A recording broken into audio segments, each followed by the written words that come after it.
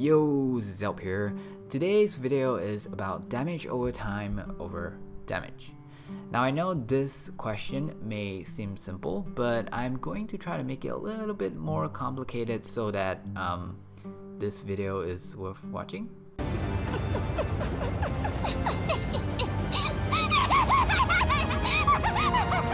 In order to help our friend a little bit better, I asked for his build, and it looks something like this. So it is a bleed oriented build with viral to reduce health, while the bleed will take the remaining health without accounting for the enemy's armor. Brilliant build if you ask me, but we will see how we could improve this, or if not, is there any similar alternative? You guys see me use Inaros in a lot of my testings, and there is a very good reason for this which I would like to share because maybe it will be useful for you when you're doing your testings.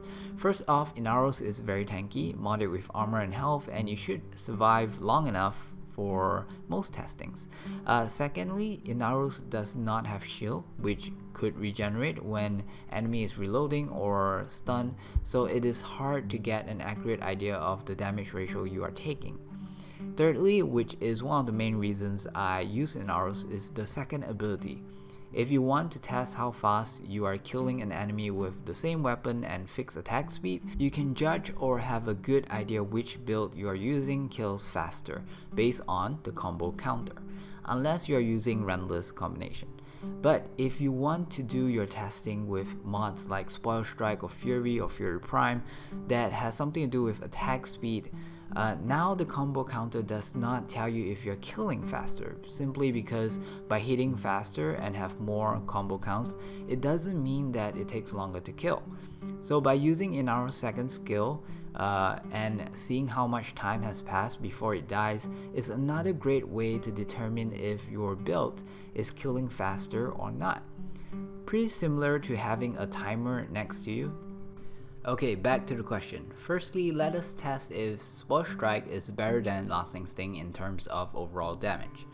Thank God they both do not affect status chance, so by having the same amount of status chance, we can ignore that factor. Remember this little spreadsheet that I borrowed you guys in the past? We are using it again, yay! Okay, we key in the information based on the lesion, and keep in mind that we are calculating bleed damage. This means physical and elemental mods is not important here because they do not actually contribute to any increment in bleed damage. With that said, the elemental mods he has here is not completely useless. These dual stat mods give the Lesion 100% status chance, and Rendering Strike helps to prioritize Slash but not over prioritizing it, so that Viral, which is also one of the important status, can proc relatively frequent for his build. Oh, before I forget, if you are lost and don't understand this spreadsheet, I have a long ass video that you should check out where you can download it and learn how to use it. I'll put the link at the description below. So let's continue. First, put in the weapon information. So the Lesion does 20 impact damage, 5 puncture damage, and 75 slash damage. Altogether, it has 100 base damage. This 100 damage is increased by, in this case, Prime Pressure Point that gives you 165%, and Spoil Strike that gives you 100% damage but negative 20% attack speed. Not forgetting your Steel Charge Aura, which gives you 60% damage. Next multiplier is Condition Overload. For the record, I have not tested it damage wise if it is a separate multiplier, but according to wiki and its description and calculations, it seems to strongly suggest that it is a separate multiplier. So assuming that all 4 status from the weapon were to be active on the enemy, which is Radiation, Viral, Slash, and Puncher, take note that impact does not actually contribute to the conditional overload damage. The formula of the damage multiplication is 160% to the power 4 minus 1. The reason for minusing 1 is to get the extra damage excluding itself. The result is a value of 2339.64, which is the damage value used mainly for comparison. The second scenario is to have Lasting Sting instead of Spoil Strike. Take note that Lasting Sting is considered as another multiplier for obvious reasons, and the extra 10% from the 110% duration of the Lasting Sting may or may not actually be useful depending on if your damage over time status duration will benefit an extra second from that 10% or not. So straight away you'll realize that the damage is a lot higher, so no question there. If you're talking about overall damage, the Lasting Sting does more damage, but the time taken to do a complete damage is doubled. This means for the same time frame of the first bleed proc, this build actually is slightly lower damage than the one with the Spoil Strike, but over time this has a much better potential to do more damage. You know what, let me explain. Assuming you hit once every second, the first build with the Spoil Strike that does slightly higher damage will be doing 7 bleed ticks in 6 seconds per hit. If you keep attacking for each second, and for some magical reason every hit is a bleed proc, you will see something like this. You'll realize that after 20 hits, you would have done 140 ticks worth of damage. For the Lasting Sting build, in 20 hits you have done 260 ticks worth of damage. If you were to put them next to each other, this is what you can conclude. The first 6 seconds does the same amount of ticks, but the one with Spoil Strike will do more damage. But after the 6 seconds, the Lasting Sting build will dominate and do a lot more damage. So simply ask yourself, how much time do you normally spend on an enemy? If you were to take the level 140 Corrupted Heavy Gunner, the Lasting Sting build will outperform because it normally takes more than 10 seconds just to kill one. In general, spending 6 seconds on an enemy is a bit long, so the first build would seem like a better choice. But there is another way of looking at this that would make the Lasting Sting build even better, provided that killing each enemy fast is not a priority.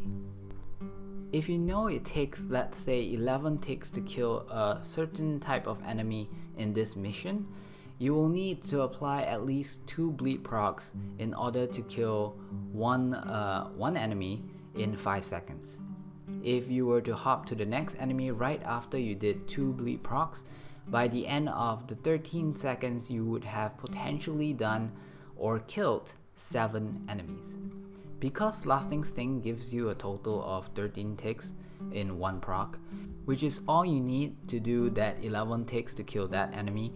In other words, in the end of 13 seconds, you would have potentially killed 14 enemies instead. So yeah, think about that. Now let's be honest, I don't know about you guys, but I don't count my bleed ticks and the damage it does in each individual mission on how much it takes to kill an enemy. I like to confirm my kills, which means that I will be sticking around until the enemy dies. This is good because this means I could also take the loot right after, and at the same time I don't normally run missions with enemies that it'll take me, I don't know, more than 6 seconds to kill.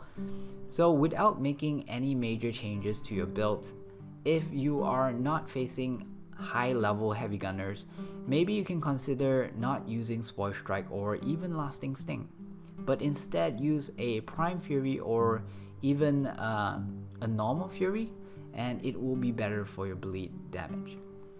When I say bleed damage, I do not mean bleed damage per tick, I mean the overall damage you do in a period of time with bleed. So to answer your other question on how attack speed is like versus damage in this game, it is pretty much the same as long as the ratio is distributed evenly. For example, imagine you are doing 100 damage and you attack once every 1 second. So in 10 seconds, you'll be doing 10 hits, which is 1000 damage. If you were to say that your damage is now increased by 30%, which means instead of doing 100 damage, you are doing 130 damage per hit, and again in 10 seconds you would have done 1300 damage. Now instead of increasing your damage, I would say that you now have an attack speed increment of 30%. Okay, and what this means is that you'll still be doing 100 damage per hit, but in 10 seconds, instead of being able to only do 10 hits, you have increased attack speed by 30%, which means that now you can do up to 13 hits in 10 seconds. And it will give you a total of, again, 1300 damage. In terms of bleed procs and its ticks, it is still the same thing. Compile all the damage in the bleed duration it will do per hit and use the overall damage in your calculations, and you will see what I mean. You can of course use the spreadsheet to do your comparison pretty accurately. Keep in mind that this comparison only works if it's the same weapon using the same stats. Okay, that is all for this video. I hope that I answered your question.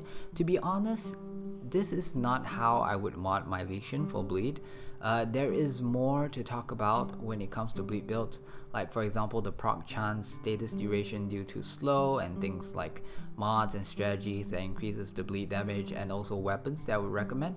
But sadly it's just too much for one video, so I'll be making another one to finish up the rest of the things that I'd like to share with you about this topic, hopefully really soon. But I do like to give you a hint.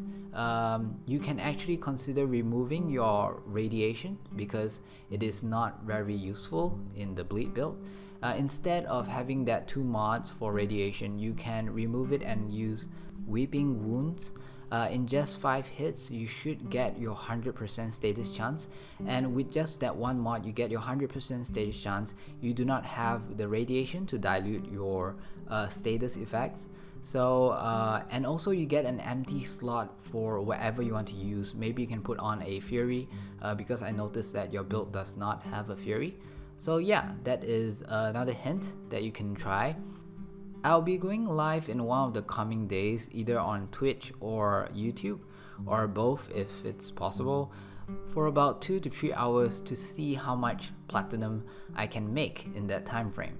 And you will see the whole process that I'll be undergoing. You can share your tips on earning plats with me during that time, and you can also ask me questions as well. If your question is very technical, I would prefer to get back to you on another day so that I could do some research to avoid giving you the wrong information. The time and date is not confirmed yet on when I'm going live, but I will be announcing it on Twitter, and also most likely maybe one of the days before the weekends. So as always, if you have any question, please leave it at the comments, or you can tweet me at Twitter. Links at the description below. If you are new here, do consider subscribing for future videos. And once again, this is Zelp, wishing you a pleasant day, Tano. Bye bye.